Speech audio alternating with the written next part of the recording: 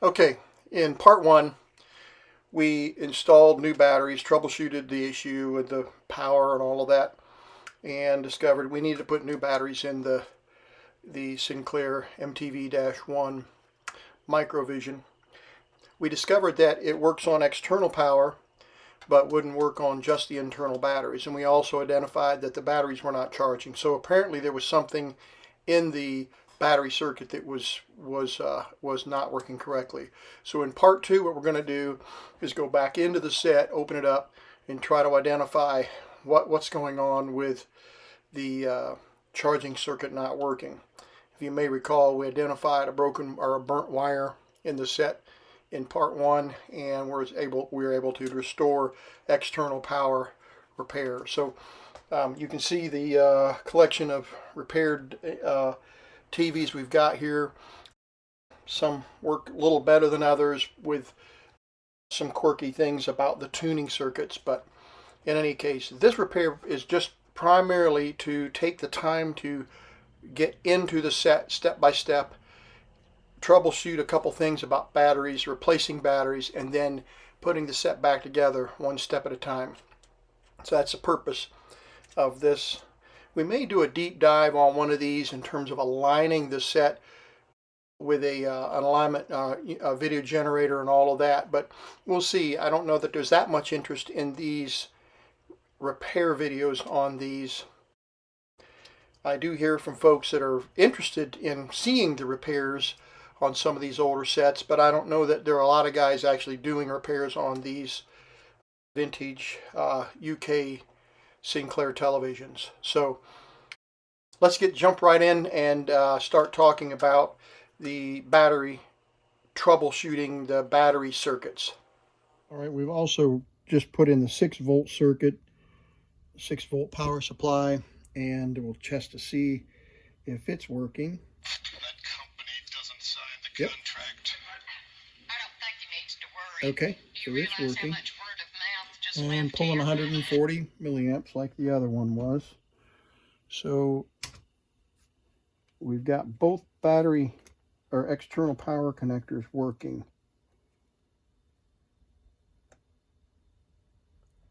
So we'll just trace down the battery circuits on the power board. We're going to have to pull the power board out and inspect it very carefully because there's clearly something wrong, either a burnt trace. I'm still a little bit curious why we had a melted wire on our power supply, and that could be that the trace or something is shorted, but in any case we're going to track that down. So let's pull these two boards off. Since they're both working fairly well. The audio board, I've got another audio board over here. I could just replace these caps real quick, but I might just swap the other audio board out to see if we can get some decent audio.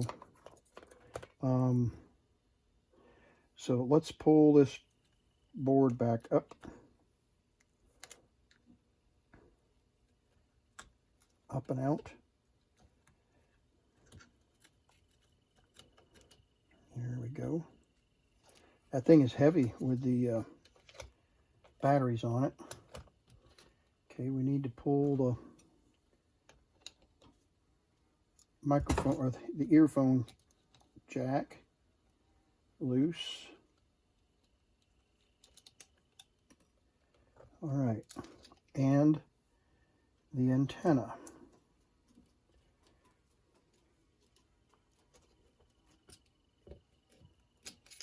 There we go. All right.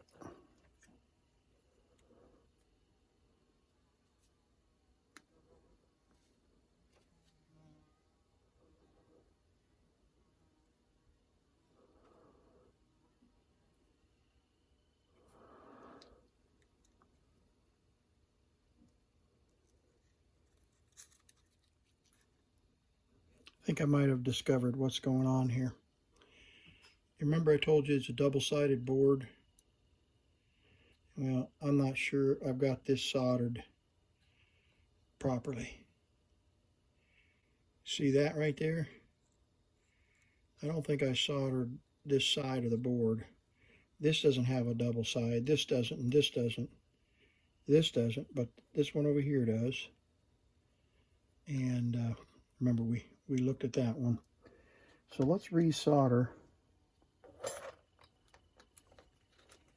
that terminal right there.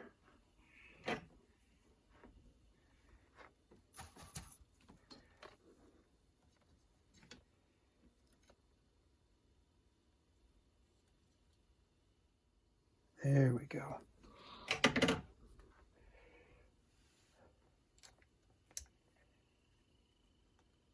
There we go. Okay.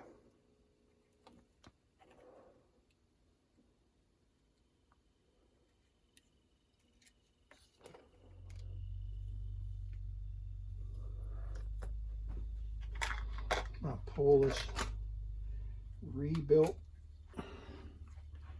It's got all new caps on it.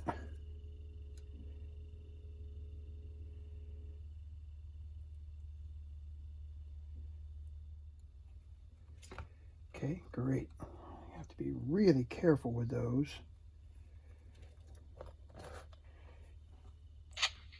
There we go. He says he's gonna have to fire one of us. Oh, gee, that's too bad. I hope it isn't you. What a coincidence, me too. All right, what's it gonna be? I guess I'll have the usual. Ordering anything new here makes me Nervous? nauseous. Nauseous. What is this? Full 1-minute eggs? Oh, I didn't want 4-minute egg. Nice going, Vera. Uh-oh. Does that mean I get the sack?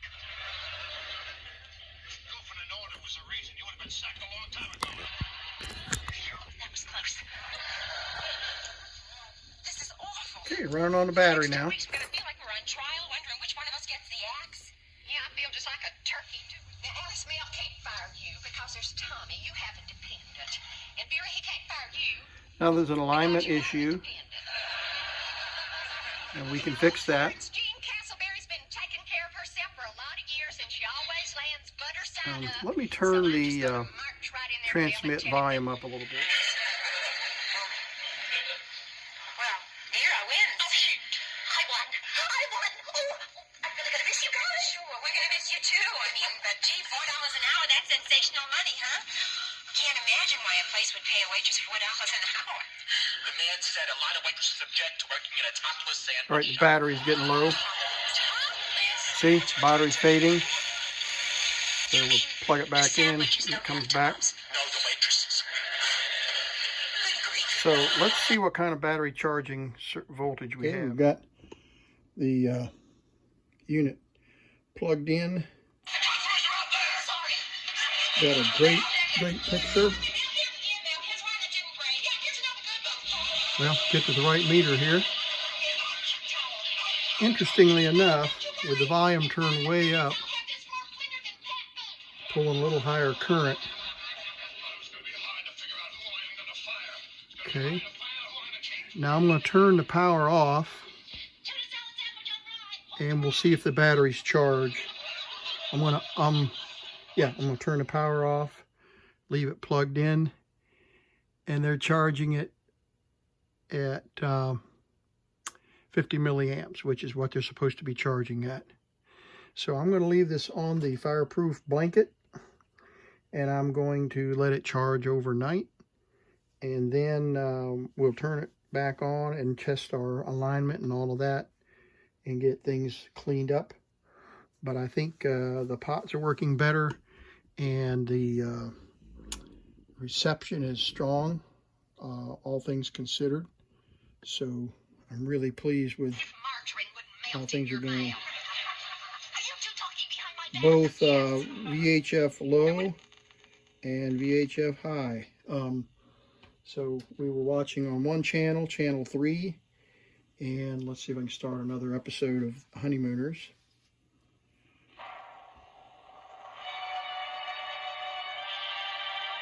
All right.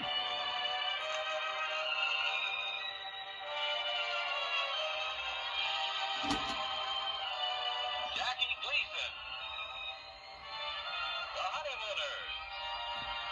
With the stars Art Carney, Audrey Meadows, Okay, and then VHF high. Got a little bit of an alignment issue. People make time for the things that matter to them. So, doing pretty good. Just cleaning those pots made a big difference. And so we're going to let this charge overnight and get those little nickel metal hydride, I guess is what they were, charged up really well. And then we'll reassemble, or we'll do an alignment with the video generator just so we can get things centered properly. And by an alignment, I don't mean an IF alignment. I just mean the geometry alignment, because everything else seems to be working pretty well. Okay, we're back at the wrap up here, and I wanted to show you that tool that I made for these Sinclairs. Inside, actually, let me use another board to show what I'm talking about here. Inside the down in here in the back, you have the external controls of brightness, contrast, horizontal hold, and vertical hold. And then inside you have several other pots here. There's a focus control. Let me make sure I identify these correctly. I'll hold it up here with the paper if I can do all this with one hand. Yeah, so you've got a focus control here, which is back in behind these two. And then you've got the 45 volt, which establishes all the other low voltage settings. You got to have that set correctly. And there's a pin right here that identifies 45 volts. And that also, there's a 5 volt adjustment somewhere in here. I think, yeah, right here. This pot here is for 5 volts for the filament. And then let's see, you got two more here. You got the 45, and then they have what they call line amp and frame amp. Line amp and frame amp. Frame amp is the vertical hold or the vertical height. Frame amp is vertical height, and line amp is horizontal width. Horizontal width. So vertical height and horizontal width. And then you've got horizontal sync, vertical sync, and then you've got two pots over here, which are the shift. So they position or recenter the vertical or the horizontal, and that's what those two do to get it centered on the picture tube, on the CRT. So that's what those settings are. And the reason I had to make a special tool is because the actual pot is hot, and if you use a regular screwdriver and reach in here with a regular screwdriver, you're going to short the adjustment set to the center section against this frame and pop something and burn something up. So you have to use a tool that can come in here like this and adjust the pot that way. And it also, this little tool that I made bumps these and turns them when you're trying to turn it. So you kind of, it's a very peculiar, picky kind of setup. But typically, once you get these adjusted, you're good to go. You don't have to keep tweaking them. So this red stuff in here looks like corrosion, and it's not. It's grease. They actually use some kind of a grease to help for these knobs to be able to turn. And so I don't mess with those. I don't mess with that grease, although it is a little goopy. Sometimes it leaks out to the back side. You'll see that red grease, and it looks like corrosion, and it's not corrosion. Okay, so yeah, this pot right here is what they call the heater, or the element on the the CRT that adjusts the 5 volts, and you there's a place on the board, and you got to have a schematic. You need a schematic here, and this manual is available online. You can find it if you search for the schematic on the internet. You'll find it. The downside is that this schematic is a poor scan. It's a great, it has lots of circuit descriptions, and that'll help you for your casual reading and all of that. But the real fine, like for example the schematic, which would be wonderful if it was readable, so much of the schematic is not readable. For example, look here.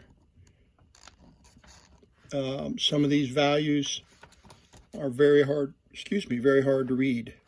Additionally, the pots that we just pointed out that fail are these super cheap vertical pots.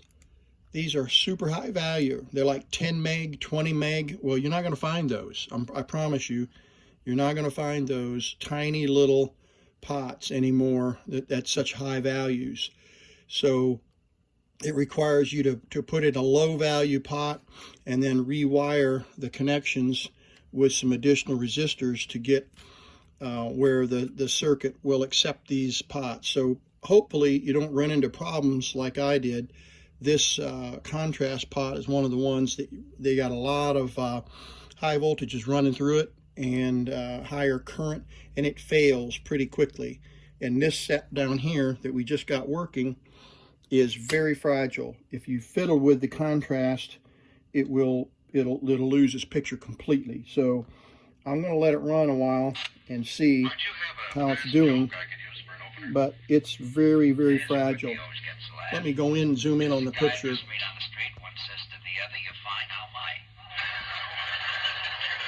Why are you doing it? Saturday night, if I'm master of ceremonies at Harry Morton's college reunion. Been neighbors for 11 years. Why would he pass me up? I'm adjusting the contrast, I wondered about that too. and you see how the picture drops out completely? He doesn't want It's because that contrast pot needs to be replaced. But at the Jack Benny dinner, I remember the Toastmaster introduced you. You got up there, and everybody was. But other than that, it's got a really good picture. There's the Honeymooners DVD that I had playing, and it's looking really good. So let's put the thing back together, put the whole set back together in its case, and we'll wrap this video up. The set's been charging all night, and at 50 milliamps, and it takes, I don't know, I think I read 20 hours or something like that. My power supply is warming up here. Okay, it takes several hours to charge up those batteries from scratch, but it obviously is running on battery this morning and doing fine. Well, I'll just go to the president of the Alumni Association, then he'll. I don't have an antenna hooked up, so it's a little bit, picture's a little dim.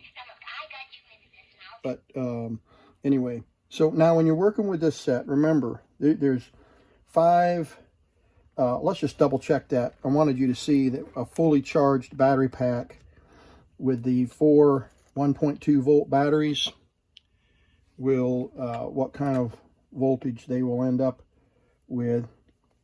And the way to check the total voltage is to go from this pin next to the speaker back here to the back minus, and we have, as you can see, 5.5 volts. Well, you can't see it because my arm is in the way. Let's do that again. There we go. 5.5 volts with those 4 batteries. And when we turn the set on, I was trying to get in contact with the proper authorities. under load, And they gave me the runaround. around about 5.46, somewhere in that range. As an employee, And the set will run no, the about 2.5 to 3 hours on a fully charged battery. It might get a little better than that. I've forgotten now what the the advertisements claim. But these are brand new batteries now, and they're fully charged. And I probably could get, if I turned the volume down just a little bit and turned the brightness down just a little bit and watched it in a dark room, it would probably give me 4 hours. That's probably a little bit optimistic, but hey, it was the quote unquote world's first pocket TV. So let's, as I say, let's get this thing put back in its case. And kudos to the fellow that sold this to me from Cambridge. I really appreciate it. We had a good deal. I got a good deal, and he got a good deal. He got above going rate for these things for a non-working unit, and I got a unit that I was able to get to work. So I'm very happy with how this all turned out for both of us. So I'm going to put the bezel back on, even though it's cracked. That's fine. That's part of the charm. I could probably put a drop of super glue right there to keep it kind of pulled together. And you saw the clear plastic. Oh, actually, this is the other. This is one that already has one in it. This is not the one that goes with this set. I've set it down here somewhere. It's somewhere on the bench. What a messy bench. Yeah, this has got a crack in the same place and a chip. So I think what I'll do is I'll use this nicer one for this TV. It's a little bit cleaned up. It's got a little bit of a scratch. But I'll put a little drop of glue right there. And there's no chips in it. It's a little bit grungy. And I'll show you one here that's working.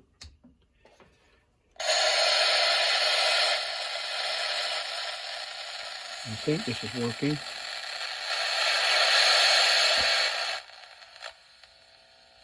Yeah, there's a set that's working without the antenna pulled up. But you can see how pretty the bezel is on this one. And let's see if I can get... What's the matter? Are they too hot? Oh, I'll be right back. There we go.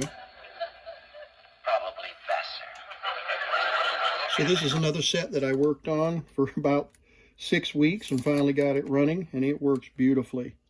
And you can see that the exposed screws, and that's missing the Sinclair sticker, but this one turned out beautifully. So if I can clean this glass up, which looks like it's got glue on it, I'll put that in there, and it'll be complete except it doesn't have the Sinclair sticker like this one has.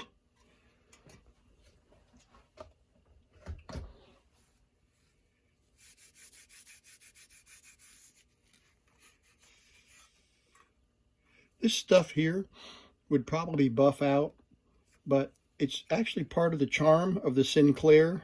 I know that sounds peculiar, but every Sinclair that I own has that corroded, I don't know what that is. I just don't know if it's a melting from inside the zipper case or what. But nearly every one that I own has that grungy effect there. So I haven't really tried to fix that. Right now, remember, we're working with a battery charged, a TV with 5.5 volts or whatever it is. Have to be real careful fiddling around with this plastic or with these metal pieces. So what we're going to do is we're going to get this speaker, get the started sliding under here, and get the speaker started. Got to get everything, about 5 things you got to pay attention to all at the same time. The speaker has to be, if I get over here into this 2000 volt section, I'm going to feel it. I can tell you right now, so I've got to be careful. But there the speaker is sliding underneath the grooves. You see it? As we slide it together. There. Almost all the way in. Almost all the way. See, this screw has to line up with the audio board. These pins have to line up. Now we also have to make sure that this pin for the tuning has to be inserted into that little hole on the audio board. See? That yellow pin has to be lined up. And the knobs will just gently protrude. Now there's one other thing that I just failed to observe here. The tuning indicator is jammed in there and it's binding. So what you have to do, this tuning indicator right down in here, you have to make sure that it's protruding through the bezel, otherwise it'll break. So you have to pull that forward just a little bit as you push the bezel down. It's very fragile. There it goes. I just heard it pop, and now it's above. Now see how it pushed in right there? You have to work with that to get it to slip into the tuning slot. Okay, we're still not all the way together here. These holes line up. These holes line up. See? They're lined up. But the top is still leaning forward just a little bit. See, we're not quite in place here yet. I'm not sure why.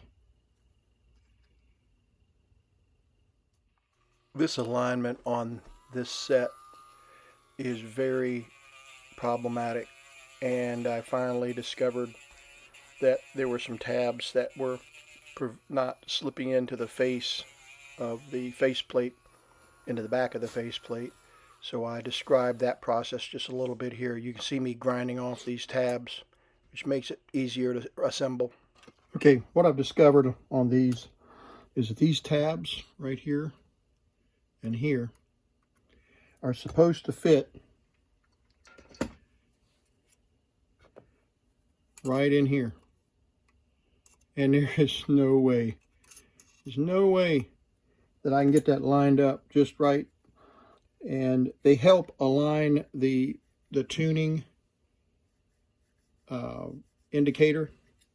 So what I've done is I'm grinding off those off of that main board and off the power board. I'm going to grind those alignment pins, and it'll allow me to get this all the way in place where the screws will line up correctly. So now let's try this again. Get the tuning indicator. Oh, I got to put the audio board back in. Just realized I didn't put the audio board back.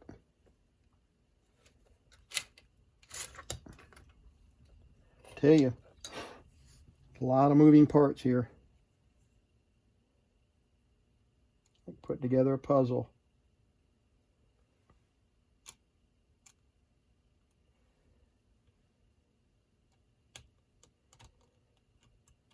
There we go. Make sure we still have everything working.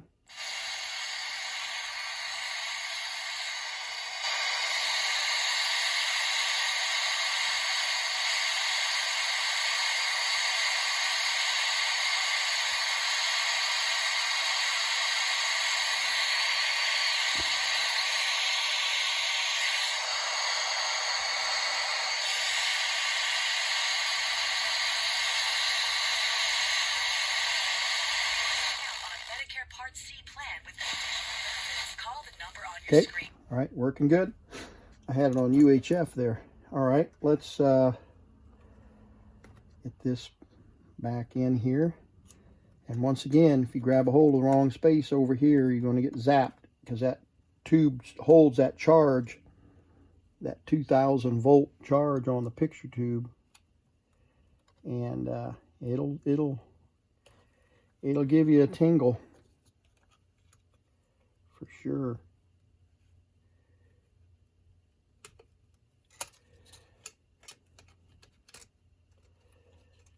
Okay, so many things you have to hold just right. There we go. Get it started. And then the speaker wire wants to stick out here. Got to get that down inside. There we go. Okay, making progress here. Okay, there.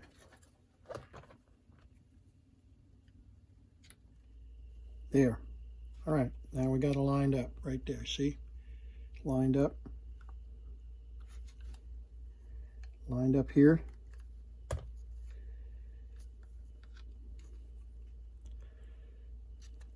Lined up here. Whew. Kind of a pain, isn't it?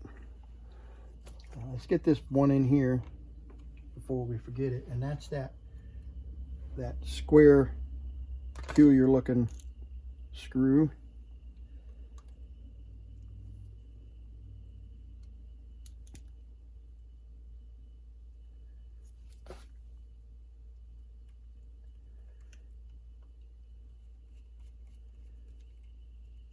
Okay. Looking good. Still have power. You know what hurts? Yep. Okay. All right. We'll solder these back after we get everything slid inside the unit. So now, are you forgetting anything? Got the kind of crinkled the foil. There we go. That's a little better. Get the tube lined up okay. Slippers are so soft, you won't want to take them off. And with that outdoor-worthy sole, the all-around best slippers. By Overtime. Well, I'll go make the coffee and bring it up. And Mr. Cummings, would you like some toast or steak? Oh, no thanks, Gracie. Please call me Bob. Oh, thank you. And hurry in there. Bob is expecting a long-distance call, and as soon as he gets it, we'll leave him. And Gracie, if Harry Monsell shows up, we're up here.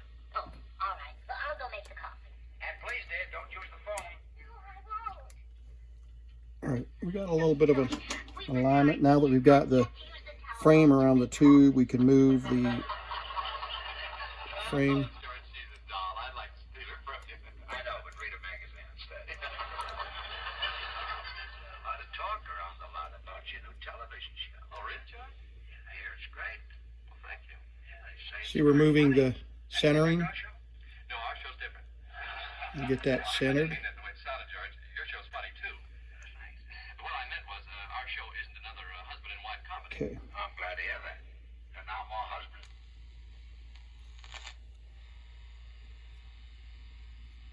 Channel 3. There we go.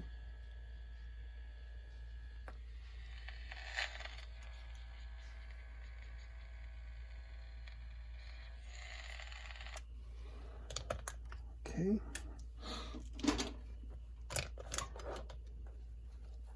Now we'll put these screws in. And those are the countersunk ones. No, those are the rear countersunk screws. These are the chrome, the chrome screws.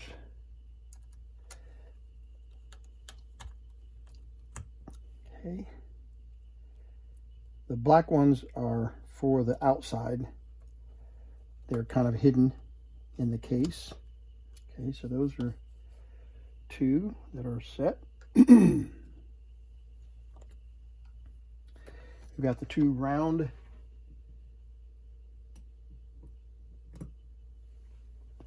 Phillips heads here.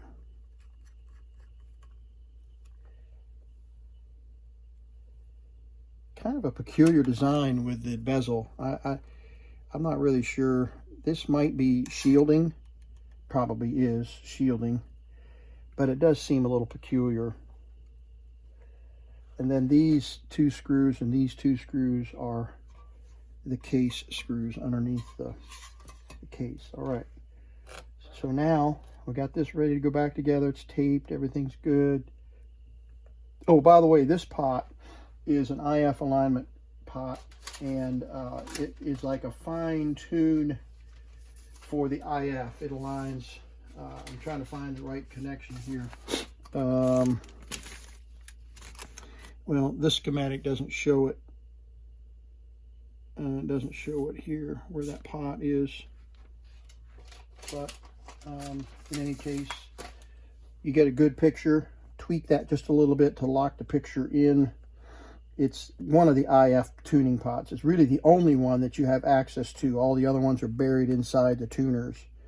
So, all right, let's get this slid inside here. There we go.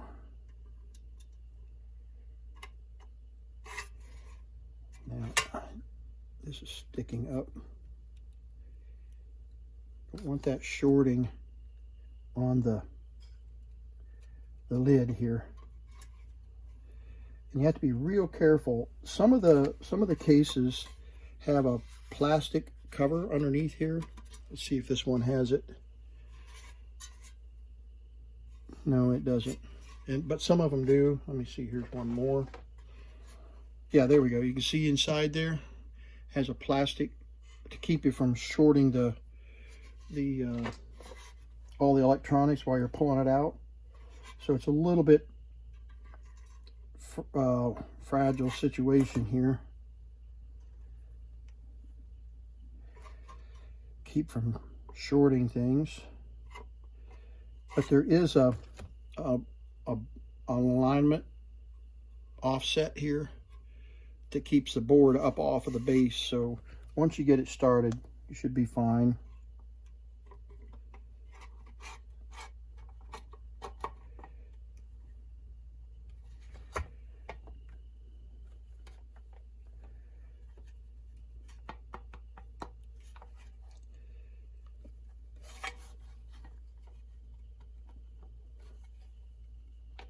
Here we go.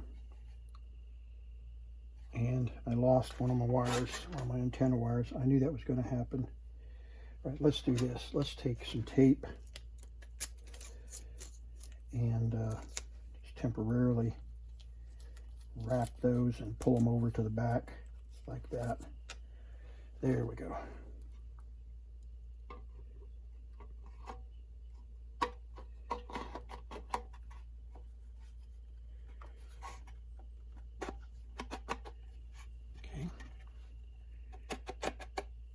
Right, all the way in. Make sure it still works. Hello, I'm Mike Lindell. Yep, still working good. Okay, line these up the back to get to these two screws right there.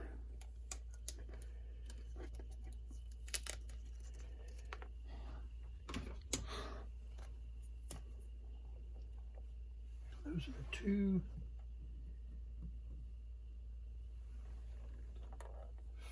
round Phillips heads.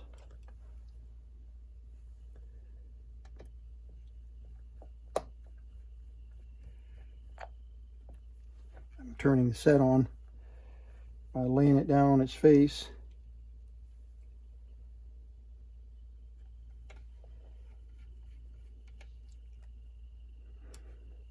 I know this is very boring, but to be truthful, I've watched a lot of videos over the years, and there are so many times that I wish that the technician would have walked through the whole step by step. And when they do, it's really boring for most people, but for some of us who need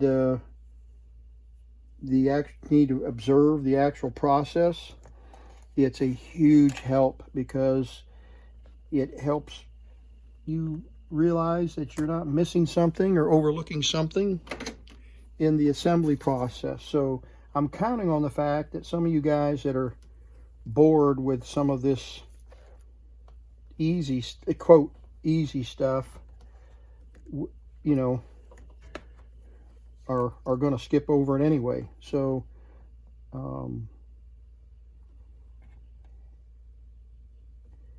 I'm going to tin these just to make sure, because I don't want to overheat them. Remember how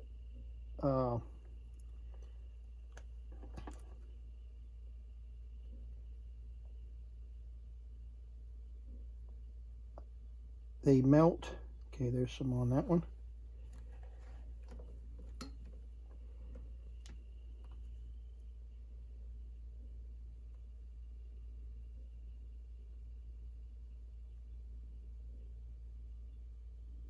Good. Gonna melt the plastic if I'm not careful here.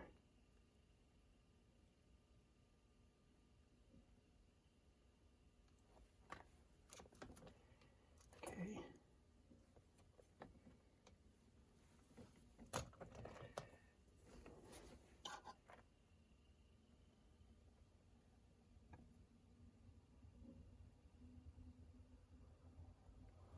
Perfect.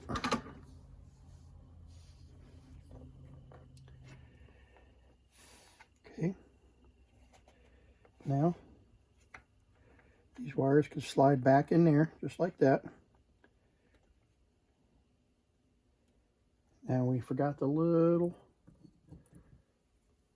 voltage selector slide, so I'm just going to lay it. I'm going to lay it in there like that. Just lay it on top of the the two sockets, and then we can select it. Okay. Get everything. Keep turning the set on. Okay. And we take our two countersunk screws.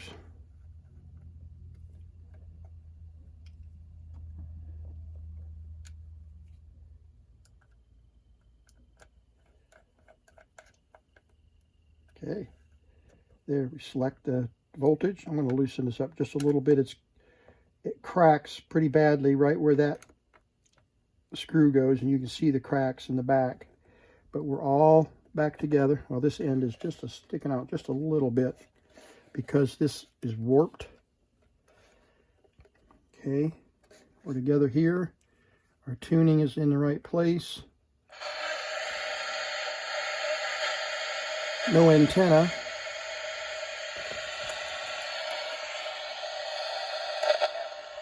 Okay, so that works. Now we have these screws to put in, and we have our little antenna piece, antenna trim, and it goes just like that. And then the antenna actually holds it in place just like that all the way down. There we go. So the antenna fits on the back of the bezel. And so far so good, huh?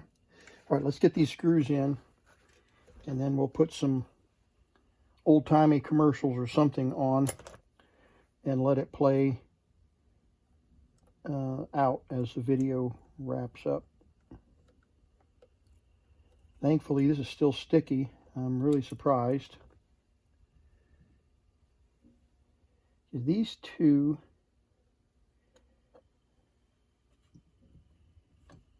there's two long ones and there's two short ones. The long ones, longer ones go over here, and the short ones go right in here. They're just slightly different lengths.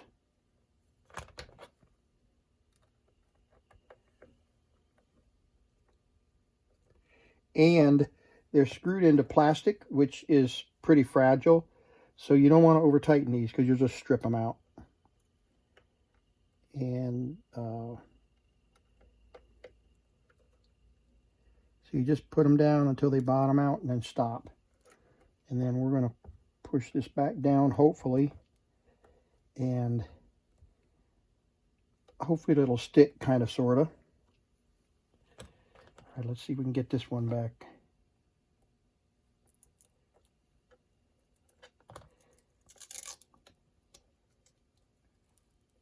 It's some really good stick. on that.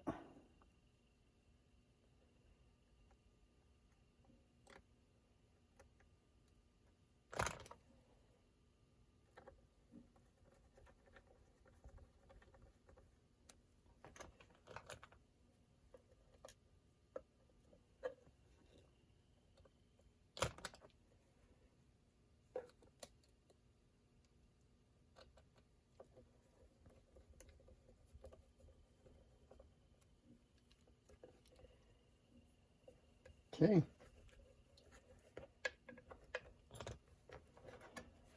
There we go.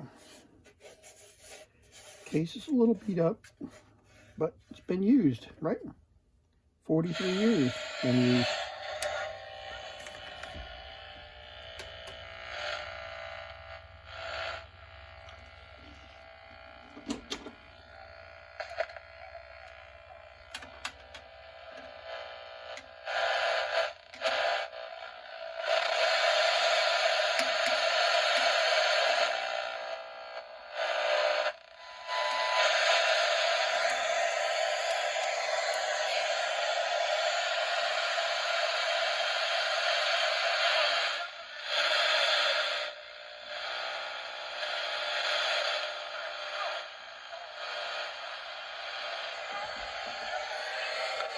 Okay, my audio is too hot. I'm overmodulating.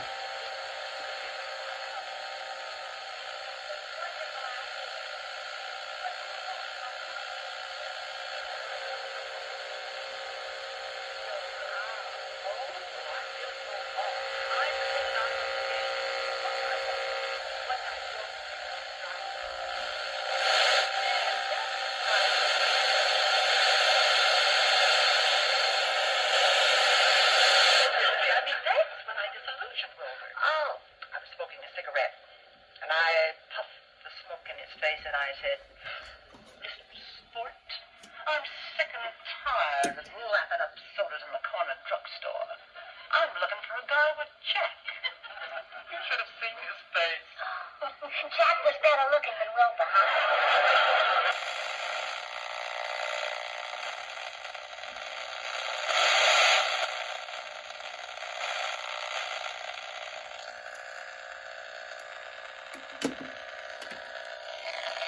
Yeah, this is still too hot.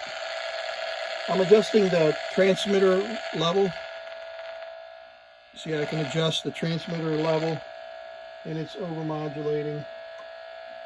So let me back off the audio.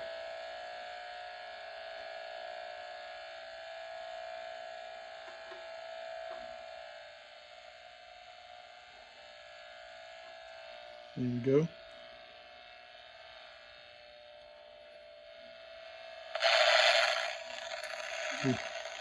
Interfering with the antenna here, so I gotta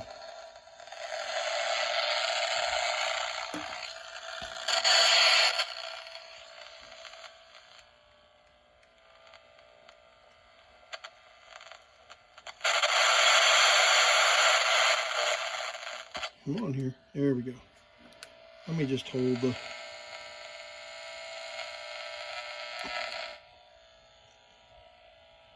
you can see I've got an antenna issue here in the shack. I can get the antenna at right angle. We really improved the video.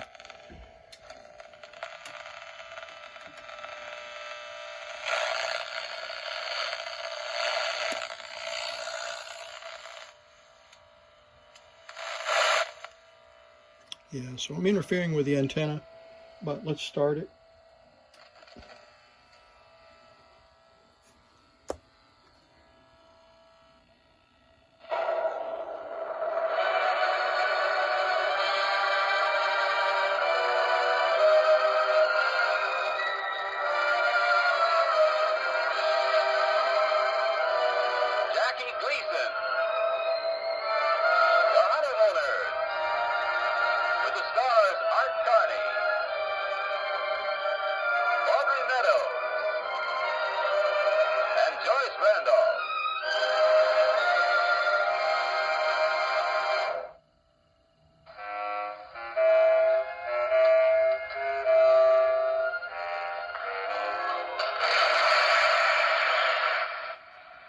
right, a little bit of a linearity issue there. You can see from the circles in the credits at the beginning of the video there.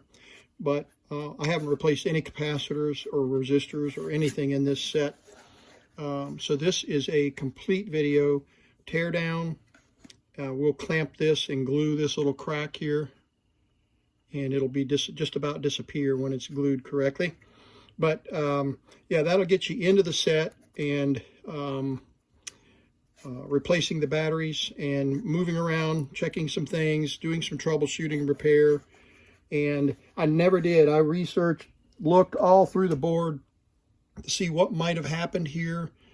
This could have been a crimped wire in the assembly of the unit, and it just eventually shorted out and burned. But clearly you can see that it's charging now and working on AC, working on DC, 6 volts and 12 volts, and then on its new batteries. So I'm real proud to say that my buddy from Cambridge sent me a decent set that took me probably, this video edited down, probably about 4 hours of troubleshooting and repair, but you're getting the 1 hour version. So I hope you enjoyed it. Please leave your comments, questions, concerns, whatever. And if you haven't subscribed to this channel, I would encourage you to do that. I'm not monetized, so I don't make any money on these, but I am trying to have a personal goal to get to 1,000 subscribers before Christmas. That's probably a little bit aggressive, but that would be cool if I could get 1,000 subscribers before Christmas. And so pass the word along if you like vintage electronics. This is your vintage tech.